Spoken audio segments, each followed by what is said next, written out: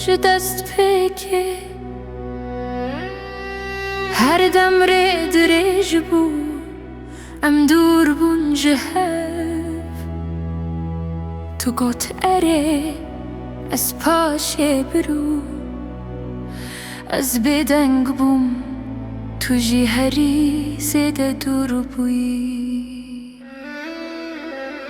Tu deng da ez nizanî bihîzim te,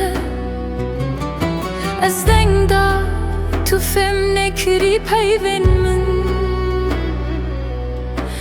Ger yek ji me ji cihê xwe rawestiye,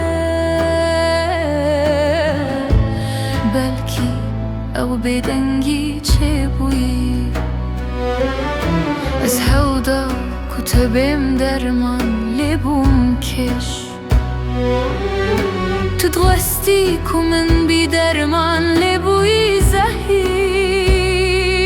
Gerem li heman cihê axivî bûn, em dikaribûn rêyekê rast bibînin. Her dem ez digirtim tu dûr bûyî, her dem tu nêzik bûyî. Ez jî kêf û avêtim û di dewya da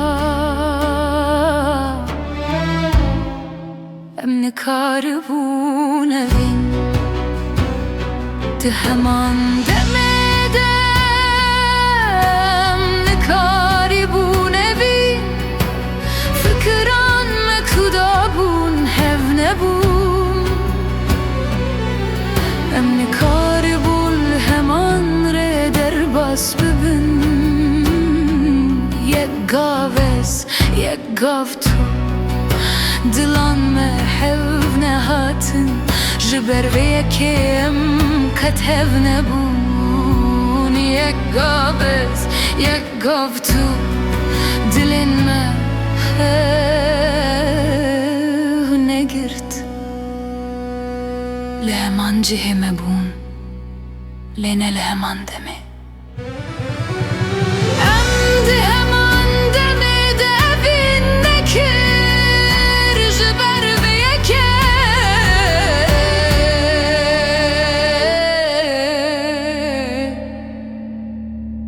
hev nehatin.